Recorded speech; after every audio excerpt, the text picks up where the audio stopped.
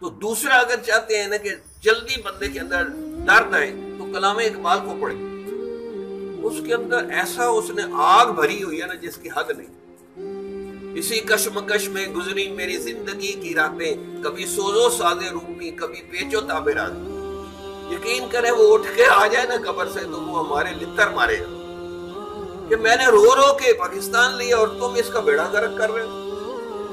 یہ قرآن اور اسلام کو نافذ کرنے کے لیے میں نے یہ دیا تھا پاکستان، نظریہ پیش کیا تھا کہ یہاں رہ کے ہم قرآن کے قوانین کو نافذ کریں گے، اور تم کیا کر رہے ہو؟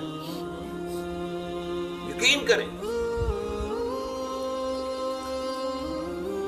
تو اس نے کہا وقت فرصت ہے کہاں، کام ابھی باقی ہے، نور توحید کا اتمام ابھی باقی ہے، اس کلمے اور قرآن کو کافروں تک پہنچا لیں۔ دیا اقبال نے ہندی مسلمانوں کو سوز اپنا، یہ ایک مرد تن آسان تھا، تن آسانوں کے کام آیا۔ یعنی اس نے جل جل کے شعر کہے، جیسے کوئی بندہ غم زدہ نہیں ہو جاتا۔ غریب شہر ہوں میں، سن تو لے میری فریاد، کہ تیرے سینے میں بھی ہوں قیامت آباد۔